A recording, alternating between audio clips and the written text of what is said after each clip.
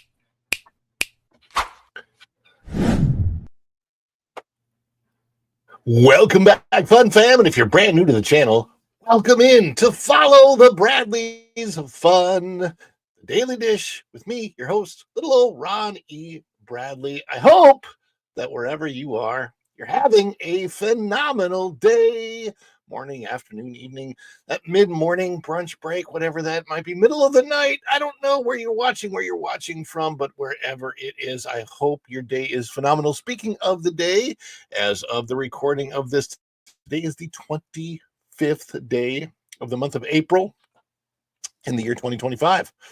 So what does that make that? That makes this 25, 425, depending on how you do the date, or 524, no, 520, no, 5, 4, 425, 25, or 25, 425. Oh my goodness. I'm trying to wake up here. Trying to wake up. Yes, indeed. How is everybody out there doing this morning? I see my mom is coming to the chat. I hope that everybody is having just a really good time. Wonderful. It's Friday. Friday.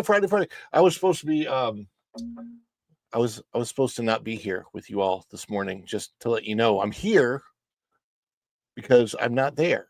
And where is there? There is where I was supposed to be, and that was supposed to be a field trip for our son, but it's down in Lakeland, Florida, which is like an hour and a half to where the destination is, like by the time you leave and get parked and all that.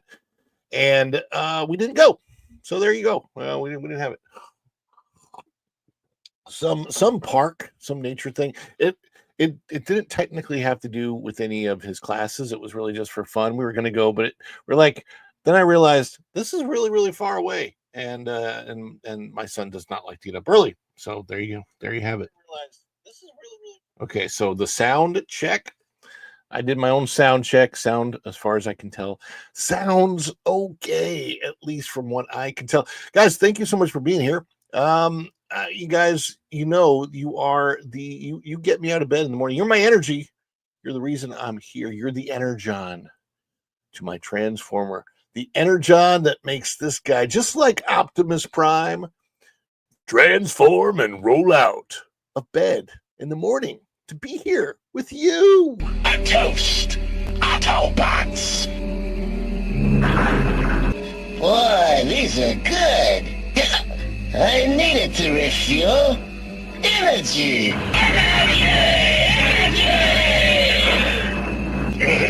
This stuff's the greatest!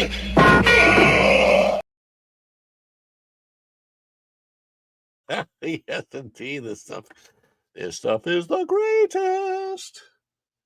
Did I get frozen there for a second? Oh my gosh, I got frozen. I don't know what happened.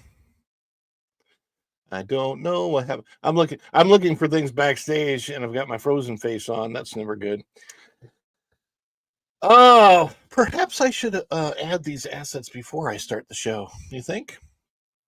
I'm not quite a year into this, and I'm telling you, there is something to learn every single day, every single show, and there's just more and more to learn all the time, really. Hopefully, the picture is coming in clear. Hopefully, the connection is good here to here, because I want a clear picture, but I also want things timed correctly so that you see things in real time. So let's say hi to everybody that has come into the chat so far.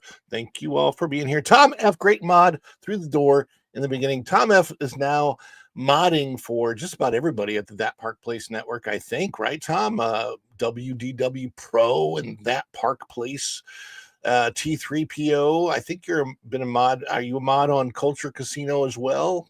Probably on Lorena. I'm not sure, but yes, any of you out there, Kaladin 910, good day to you all. And Jeremy Heath, another great mod, another great wrench in the chat. Thank you so much for being here this morning, Jeremy Kaladin 910 saying hiya, and Tom F and a few hiya, back and forth. Pam Empson. Hey, Pam from across the pond. Hello, Pam from across the pond. I hope you are having a lovely morning. Jeremy Heath and Maritza's Yarn and Crafts is here. What's up, Maritza? You know, you say yarn and crafts. When I was much younger, I learned how to crochet. I still probably know how to crochet. I haven't tried it in a long time, but I imagine that I could crochet again, kind of like riding a bicycle. Once you learn, you know how to do it forever. But yes, that was a thing. I liked crocheting actually.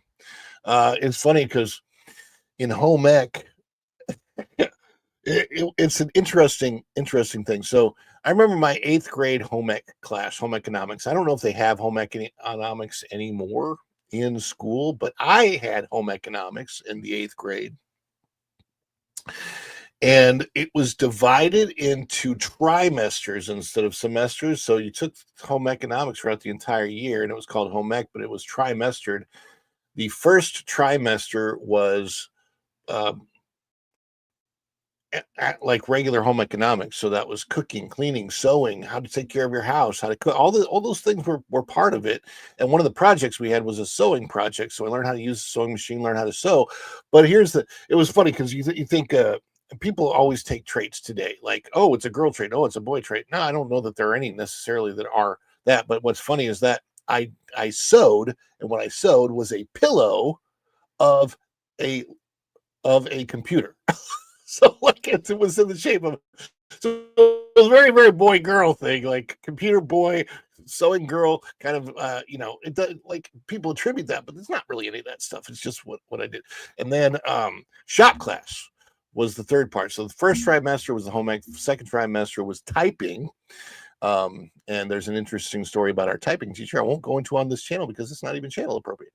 But anyway, and then there is the third trimester was shop, and I was so mad because I bought a bow and arrow kit and was making a bow and arrow bow for bow and arrows, and somebody stole it out of my locker, and I know who, and we never could prove it, and I never got it back, and I didn't have a way to refund it.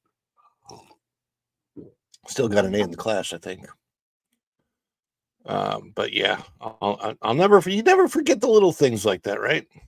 Andy W is in the house. Good morning. Happy Friday. Happy Friday on the West Coast. Are you in Nevada or are you in Oregon right now? Andy W. Good morning to my mom. My mom is in the house. Hello, Mom. Hello here. Hello. Yes, even Culture Casino. Speaking of which, I don't have Culture Casino's link up yet. So if anybody gets that, we're not going to read. We may just not redirect to Culture Casino today. You might have to go there on your own. Got extra magic today. Also, what is the extra magic? Oh, you've got That Park Place. When is that? But when are they going on? Are they going on in the afternoon? I don't know, but I want to tell you about a sale we got going on in the store. Just to let you know, you guys are probably familiar with the spread shop. Make Disney Walt again. There's the hat right there. And right now, what we got going on is 4 days left of 20% off everything in the shop right now. That is 1/5 of what it would normally cost. Everything in the shop is 1/5 of what it costs. So there's the Fedora Finds t-shirts. There's going to be many more Fedora Finds videos coming out. And there we have the family logo air shirt, $32.49, but you're not going to pay that. You're going to pay 20% of that right now. So get it while you can. I like this one because I think if I'm right about this one, you helped out the channel a lot by wearing it, because on the back it's got the QR code. Somebody scans that and they subscribe to the channel. So very cool. That is on the back of the shirt. And hopefully I will have one of these very shortly. 11 a.m. Well, maybe that's what I should redirect to. Why are they doing morning magic on Friday? This is Friday. I don't know. Interesting. My show is going to be different. I should have normal regular shows next week, Monday through Wednesday. Monday, Tuesday, Wednesday. The Daily Dish should be the same as it always is. By the way, I don't know if everybody's getting their notifications. The reason why I say that I don't know if people are getting their notifications or not is because normally there would be a lot more people in here. And though we went late yesterday live from Universal Studios, Florida, I would be surprised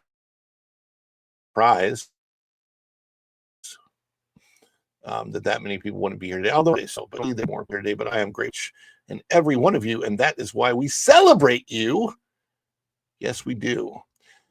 Anytime you guys, because you are so generous out there, giving supers and super thanks and super stickers, super chats, becoming members of the channel, or throwing down gifted memberships, any of that support. Guys, we got to stay on the air. We got to help pop culture. We've got to correct the wrongs of the last decade of wokeness, and these shows really do help do that. Believe it or not, they are out there. They are listening. The curve has turned clearly. But obviously Hollywood, theme parks, all of that, they're always a little bit behind the curve. So we need you out there. We need you helping support this channel pro and that park place and all that. Now, obviously, if you can't afford to give, do not give a thing. That's extremely important. But if you can, right now, I'm not putting goals on the show. Some people don't like that. I don't know. It's one of those iffy things. Some people love the fact that there's a goal on a show. Some people don't like that there is a goal on a show. We've got a huge goal right now because we've got a giveaway, and that is to get to 100 members of the channel. When we get to 100 members of the channel, we are giving away a Figment popcorn bucket. So, and that's huge. That was a 40th anniversary Epcot popcorn bucket. So, yes, that is a big giveaway. So, anytime somebody throws down a super chat, super thing, super sticker, membership, gifted membership, or membership milestone chat, or a PayPal donation, buy me a coffee. PayPal really is the best, as far as supporting the channel is concerned. PayPal is definitely the best. Buy me a coffee that supports the channel. Buy me a Dole Whip, or anybody buys something from the spread shop. Got to let me know that in the chat. But any of those things, we're going to celebrate, because we love to celebrate, you guys, because your support it's so great. You don't even know how much has helped this last year. And as we grow the channel more and more, we want to be able to technically bring you more and better and greater quality. So all that support will help along the way, and we celebrate it. And what does the celebration look like? Well, if you are a member of the channel, you have custom emojis to celebrate with us. If you're not a member of the channel, hit the dance emojis, hit anything else that you want. But yes, indeed, for the price of less than a cup of coffee at Starbucks, half the price of a cup of coffee at Starbucks, you can become a member of the channel and Get the member emojis. And if you don't have the member emojis, just hit the dance emojis, because when we celebrate, we like to celebrate with you. And a celebration is going to look something like this.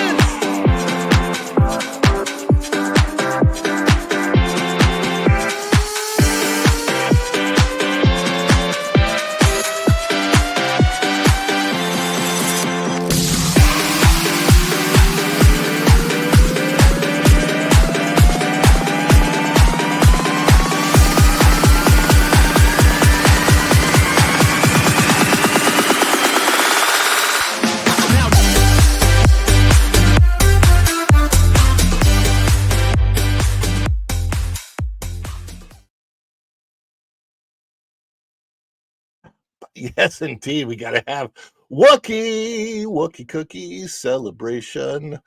And yes, indeed. Now, we got to get to stories, because that's a very important part of what we do here on the channel. That is obvious. Let me see about the stories today. First of all, I know what the main story is as well as you do. But I do want to check out and see if there are other stories that I want to utilize today. I really haven't. I was looking at some different things. I've got a bunch of stuff that is going to drop on the channel. As far as Fedora Finds is concerned, I'm backed up because of the vlog. So I did the big Epic Universe vlog. And when you do something like that, the editing takes a long time. It's all in 4K. I have to clear my device of all the other memory and put that somewhere else while I'm doing it. So yes, indeed. It takes a lot, and therefore I have a whole bunch of stuff in the hopper that I just haven't put out yet. So trying to I don't want to do Andor. That story is not really a family friendly story for this channel. So I don't want to do Andor, but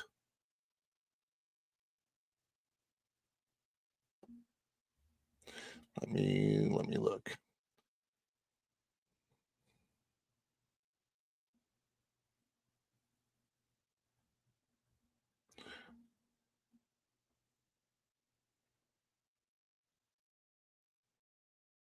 All right, I've got one. I've got one for you. Is a parks, and the parks related story. Good morning to the Bud Files who have popped in. Thank you for being here so much, to the Bud Files. The Bud Files. Sue, how you doing? How you doing out there? And this one is a little bit different. I'm just going to put it on the screen, let you know what's happening. Galaxy's Edge.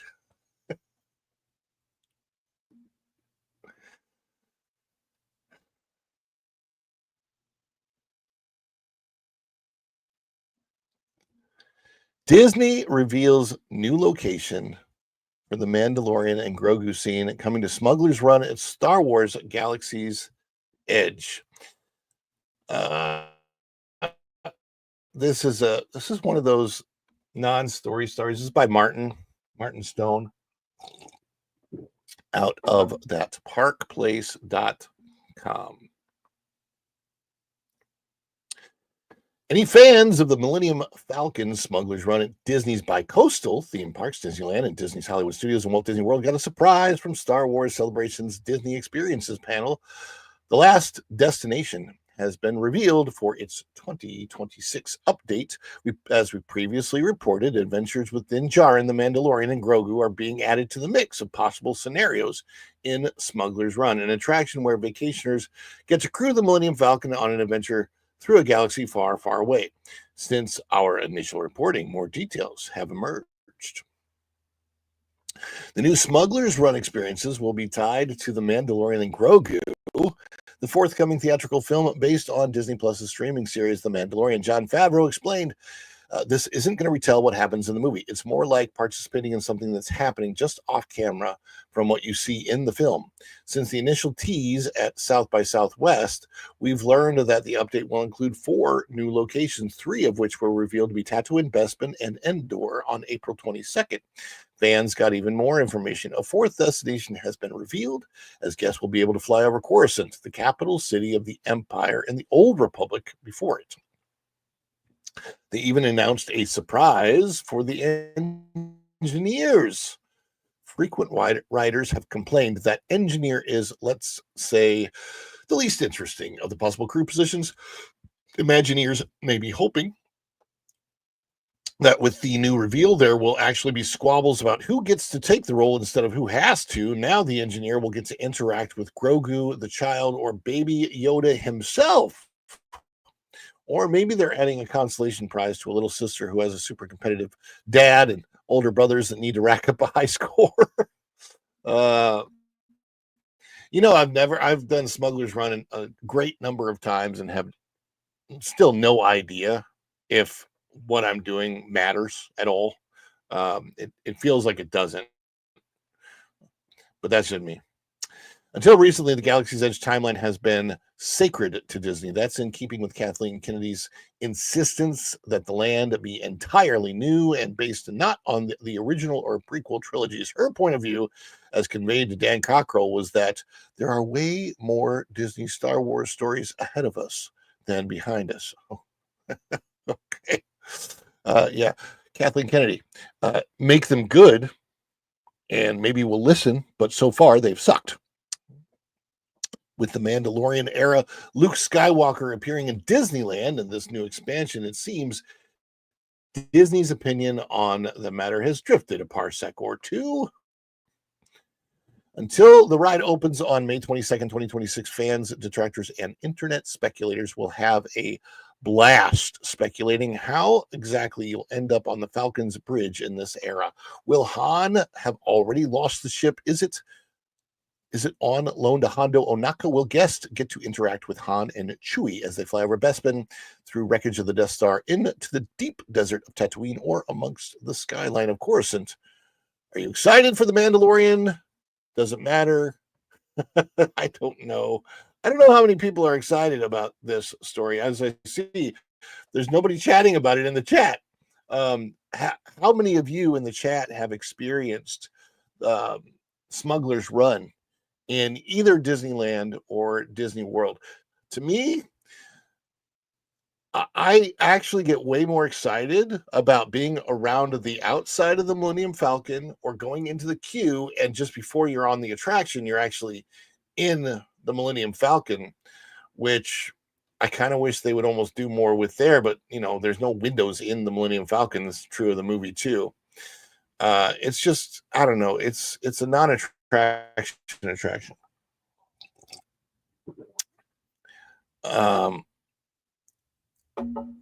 I have when it first opened. Oh, when it first opened, you went on it. Yeah.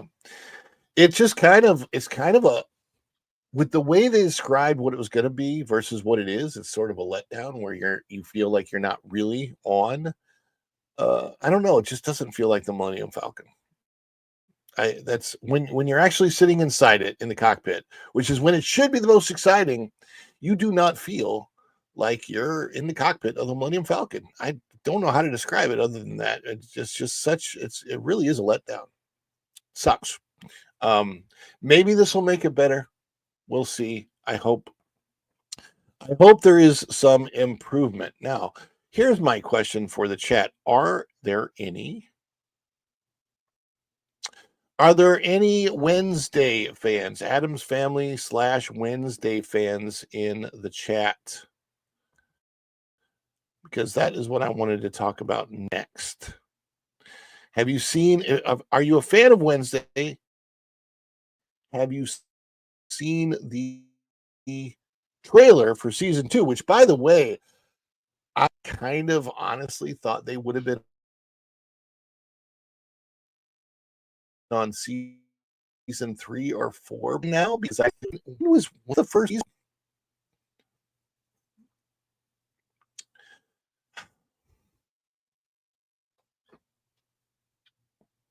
I feel like the Droid Cam is now starting to do the same thing that I had with my other, the same issue that I had with my other webcam that I was using, connecting it, where it feels like it's not going out as fast as it should. Like when I do this, it's way behind on StreamYard.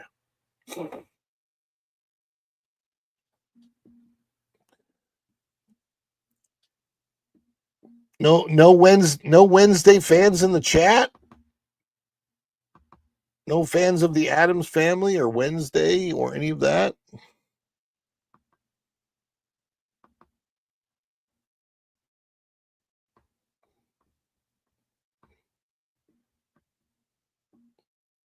I might need to move on to a different story if there's no Wednesday fans. Oh, what is her name? Jenna Ortega. Any Jenna Ortega fans in the chat? Leon, what is up, Leon? Leon.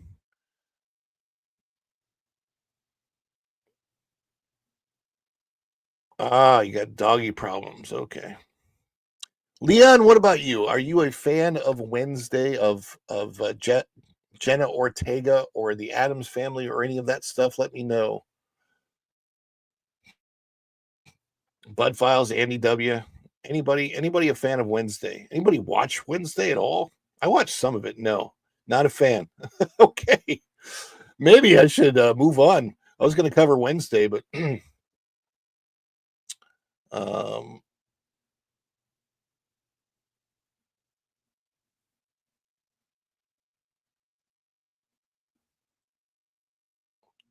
let's cover this. This is going to be interesting. I'm going to cover something else. Wasn't expecting to cover this at all, but here we are.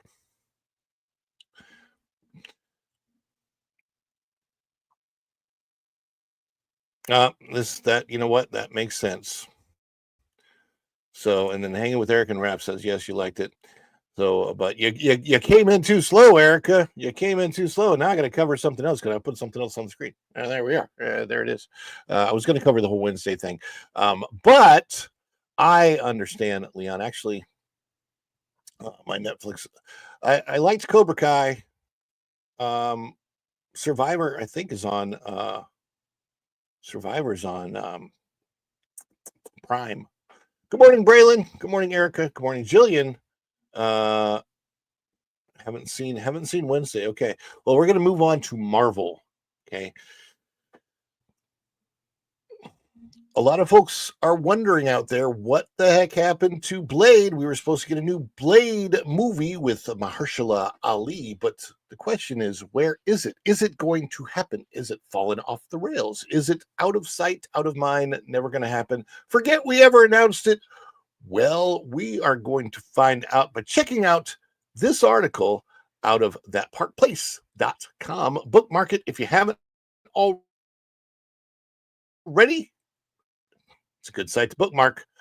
Out of thatparkplace.com by Raven Redgrave.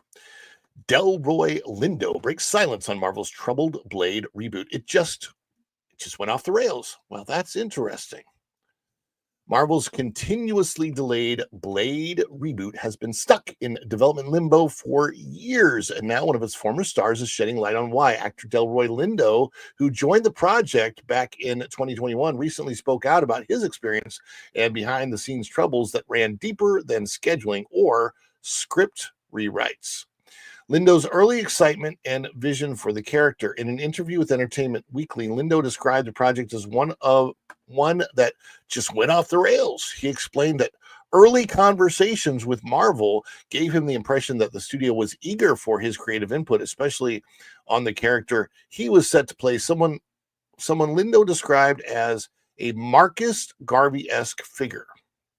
I'm not saying that it would have been an out-and-out Garvey-ite, not that, but just in terms of how this man's philosophy is, ethos, and what was driving him, Lindo told EW.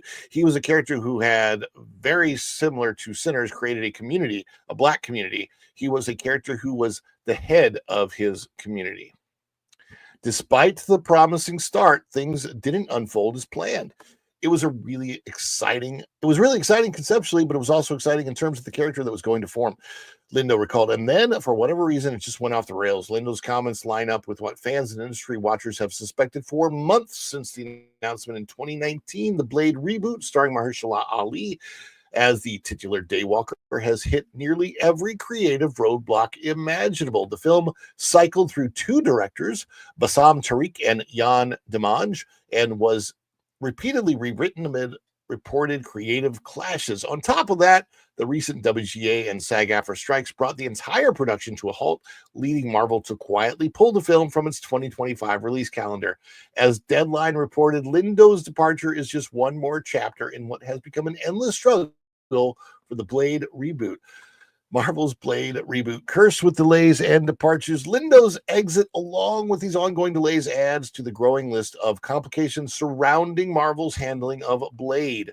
For many, the film has become emblematic of the studio's growing pains as it shifts its focus to more diverse narratives within the MCU. However, these struggles may also signal a larger issue with balancing creative ambition and execution, a theme that has echoed through multiple high-profile Marvel projects in recent years. Still, Marvel isn't waving the white flag. Studio chief Kevin Feige has maintained that the project remains in active development, stating that Ali's Blade will eventually make his way into the MCU, though exactly when remains unclear. The character will be coming to the MCU, Feige confirmed, though the timeline has yet to solidify that. What Wesley Snipes' cameo means for Blade fans. In the meantime, fans at least got a small consolation prize. Wesley Snipes, the actor who turned Blade into a cult icon with his late 90s trilogy, recently reprised the role for a brief cameo in Deadpool and Wolverine. There's only one Blade, he said in the film.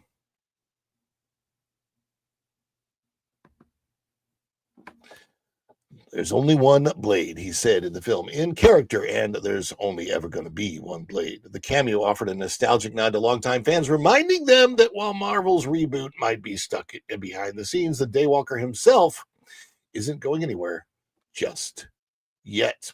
But yeah, it looks like Blade just isn't cutting it. I would say. Let me look back at the chat. Blade should not be remade. The original movies are just too good. Yeah. I mean, this is the challenge with Hollywood. They're not creative, and so they don't know where to go. And plus, Mahershala Ali played a role in the MCU. And Luke Cage, who is now definitely part of the MCU since they have done Daredevil Born Again. So it's very conflated, very confusing. Let's see. The only reason they want to remake it is because they want to insert elements of The Message. Yes. Well, I would, maybe that's why it's in development limbo, because The Message is really not coming across anymore. So it seems like they're trying to pull more and more of the message out of the stuff they're making now, because it's clear audiences do not want that.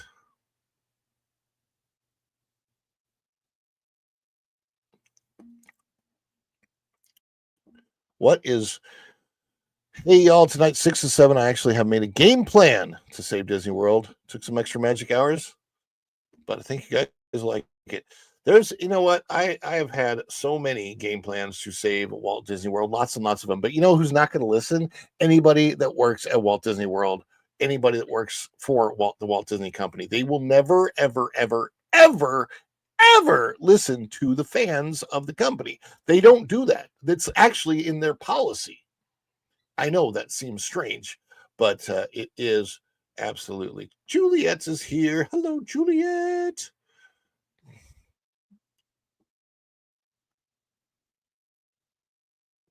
Wait, they're remaking The Bodyguard? Are you kidding me? Why would they remake The Bodyguard? You know, I think they forget that once you become an adult, like once you're over the age of 25, all the years mashed together.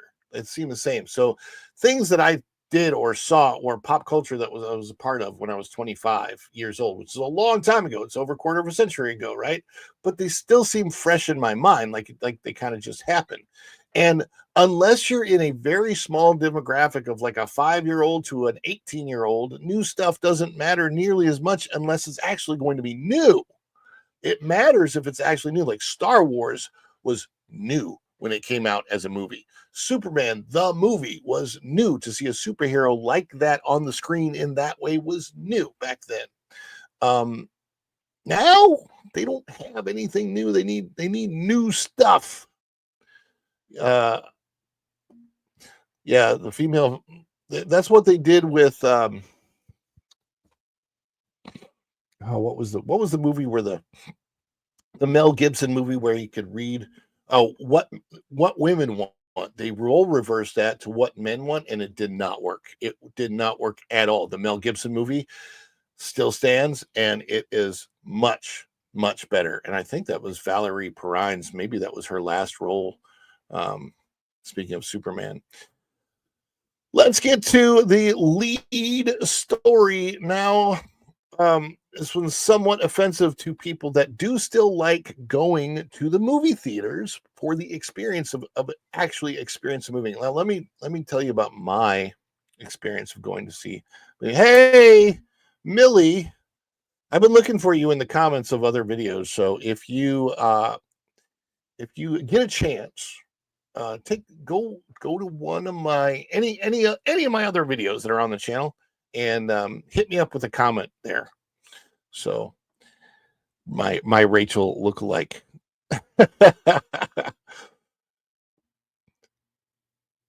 You have a flower in front of your name. Anyhow, yes. So let me know in the chat, guys. Do you like going to the movie theater? I like going to the movie theater for experiences with my family. And what I mean by that, when we went to see the Mario movie, we saw Mario in 4D. There was like weather experiences in the theater. The seats shook when things were going on. The 4D experience was made the first time and the only time I've done 4D. But it's funny because now my son is asking to watch certain things in IMAX. He wants to go see Minecraft in IMAX. It's probably not going to happen. IMAX is really expensive. Normally, when we go to a movie, we see a $5 movie. IMAX gets very expensive very quickly when you're buying tickets for 3 people. $15 for 3 people versus $75 for 3 people for the same movie, just because it's a different format. But again, it's all about value. Is it worth it? The question we're looking to answer today is, are theaters worth it? Is the movie going experience worth it for you? Apparently, one of the big wigs at Netflix thinks it's not, thinks it's over, thinks it's obsolete, thinks the only way to watch movies, television shows, anything is only at home from now on. He wants theaters to go away, apparently, and he's trying to say that Netflix has saved Hollywood, in which, I don't know, has Netflix saved Hollywood? You guys gonna let me know in the comments. Do you think Netflix is saving Hollywood?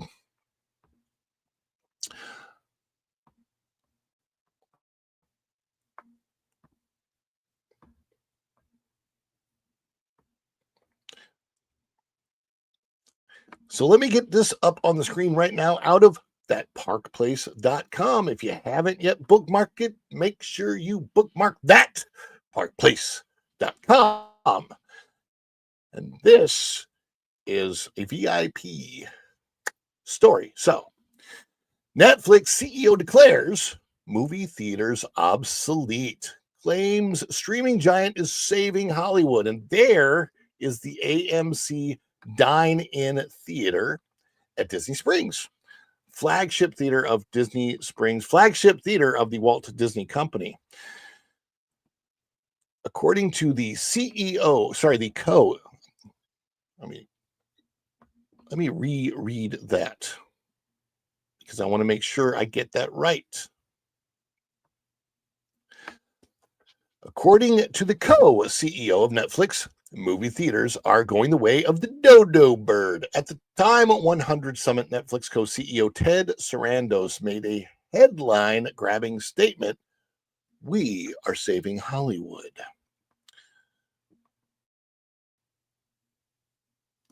His comment came in response to a direct question about Netflix's role in the evolution, or some would say unraveling, of the traditional movie industry. With theater attendance continuing to lag, more studios shortening release windows, and Los Angeles no longer the go-to hub for all major productions, Sarandos framed Netflix not as a disruptor, but as a rescuer. We're a very consumer-focused company, Sarandos explained. We deliver the program to you in a way you want to watch. Referencing box office declines, Sarandos posed a rhetorical question: "What is the consumer trying to tell us?" His answer was immediate: that they'd like to watch movies at home. But the biggest takeaway came when Sarandos addressed the long-revered tradition of theatrical moviegoing. While acknowledging his personal affection for cinema, he didn't mince words about his future. "I believe it is an outdated media for most people, not for everybody." That single remark may prove to be the most controversial. In calling theaters an outdated concept, Sarandos didn't just signal a changing business model. He delivered a pointed challenge to the cultural identity of Hollywood itself. For many in the industry, theaters are a sacred ground. For Sarandos, it seems they're a nostalgic relic. Theaters have tried to adapt. Luxury recliners, gourmet menus, and early streaming releases are now commonplace, but these efforts haven't fully reversed the trend. AMC and other major chains have had to rethink their business models entirely, shifting focus toward premium experiences and corporate partnerships just to stay competitive. Meanwhile, filmmakers themselves are divided, some arguing that the theatrical format is essential to the art, others embracing the reach and immediacy of streaming. Consumer data backs up Sarandos' confidence. According to recent market research, a majority of viewers under 40 prefer to watch new films via streaming rather than in a theater. Binge-friendly habits and the rise of limited series have further blurred the lines between cinema and TV, with Netflix standing at the crossroads of both formats. At Semaphor's World Economy Summit, Sarandos further emphasized the global scope of Netflix's ambitions and its obstacles. He highlighted production challenges that go beyond borders, including strict quotas and co-production rules in key international markets like China.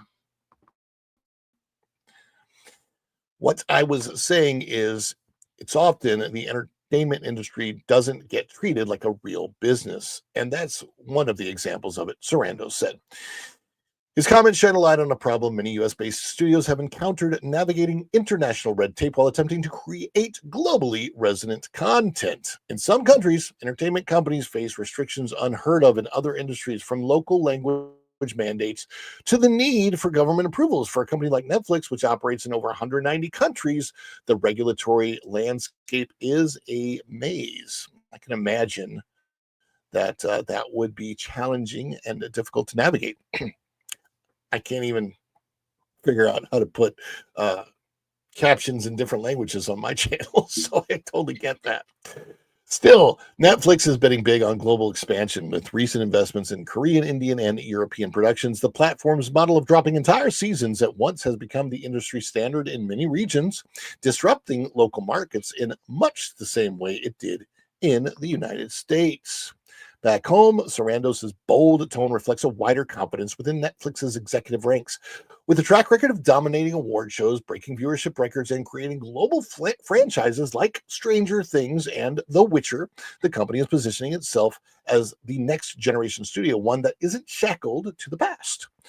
But is the theatrical model truly obsolete, or have studios simply stopped giving audiences a reason to leave their homes? When studios release films that resonate, moviegoers show up in force. Now, just look at the explosive turnout for Deadpool and Wolverine, the success of a Minecraft movie, or the massive box office hauls of Top Gun Maverick and Spider-Man No Way Home.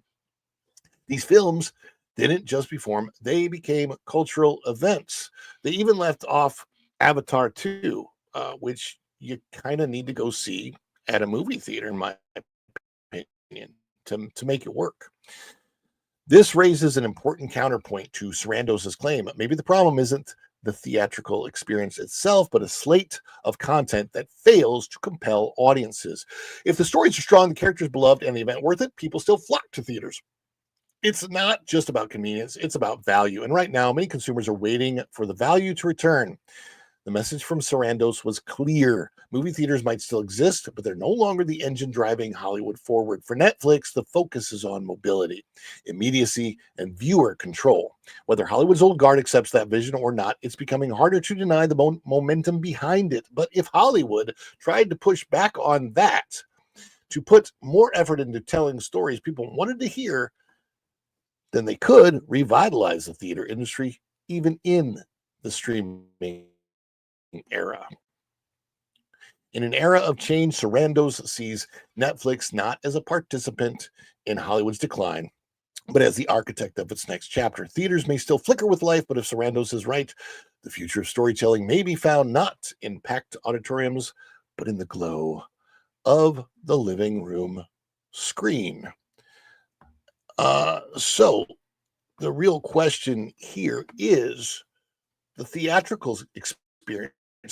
Going to a movie theater, is it something that is still right for you? Do you and your family still like to go to a movie theater to watch movies? We still do when it's the appropriate type of movie, but I want to know about you in the comments below. Please let us know, how do you feel about movie theaters? Is it too much? Is it too expensive? What stops you from going to a movie theater, or what gets you to go to a movie theater? What keeps you at home versus going out? Let us know down in the comments below before you go on with the show. Thank you so much. Yes, indeed. So Millie says luxurious is a lie. The popcorn and the random trash on the floor is disgusting. I am very, very fortunate.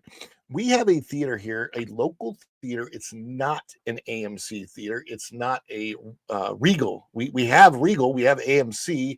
We have, there's another big chain that we have here, Cinemark, I think. But also my own local theater that I live 5 minutes away from.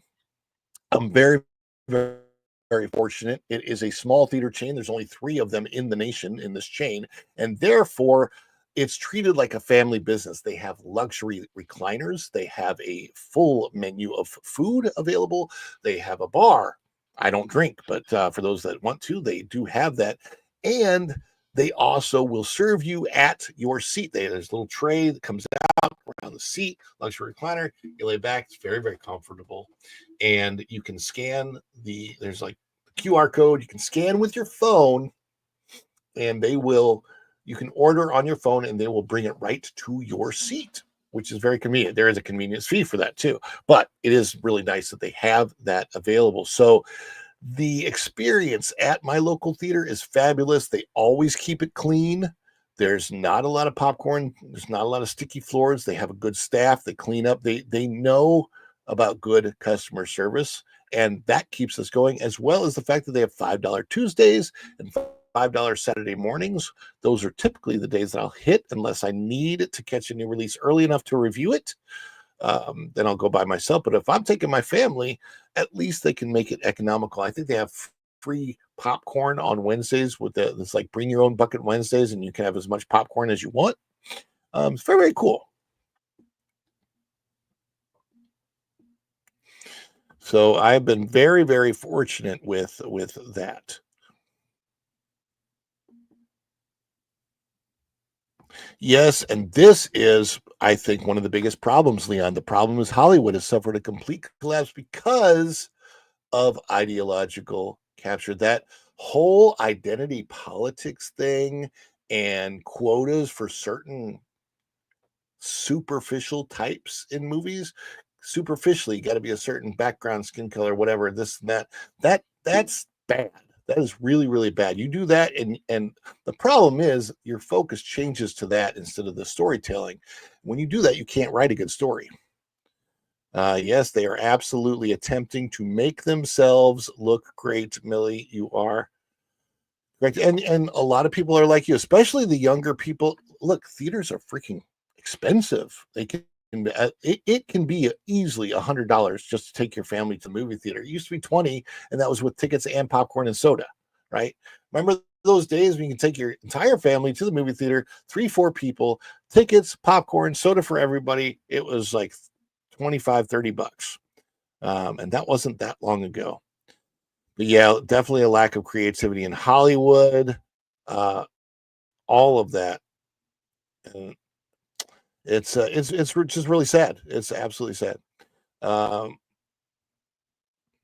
yes, when we don't go to any chains. Local theater, locally run, has pretty good food and drinks. They all almost all the theaters in my state serve food and drinks with servers. Yeah, indeed. Um, just looking to see, those are really, really good comments. So is it's too gross. Too many people think. Oh, I'm so sorry that you are get that you get that. I really need to move out of Hollywood. Anyway, I thought you lived in New York. Anyway, I mean, it's Hollywood, baby. The expense. Oh my gosh, I would imagine Hollywood's really, really expensive for tickets. I used to live in Vegas, so yeah. Is there any specific movie genre that used to be popular that you would like to see make a comeback? Yes, there is the Western. Um, it seems to sort of be making a comeback with some television shows that I've seen lately, but I would love to see a real good, well done Western like Young Guns on the screen again. I miss movies like Young Guns. Oh, okay. Okay. Very cool. Well, very good to see you back in the chat today, Millie and James, and everybody that's been here. I want to thank everybody for being here so much today. Again, I will be on a work trip part of next week, so I won't be here the entire week. Monday through Friday is good. Check out all the videos that are going to come out over the weekend. Please, please, please check out and support my Epic Universe vlog video. If you haven't seen that, please check that video out. Tom, if you want to put the link to that on the screen in the chat, I would appreciate it. That video needs to get out there, needs to get support, needs to get the conversation, likes, the chat, the chatter, the comments on that video. Very, very important. And I will continue to put out the Fedora Finds news videos daily. Probably, I'm hoping that at some, like by the second week of next month, that I can start getting 2 videos out per day in addition to the Daily Dish. So appreciate all of that. There's a lot of correlations between the Western genre die-off and superhero genre expected death. Yeah. Well, the problem with superheroes, you can bring everybody back. Oh my gosh. Yeah, no, won't do that.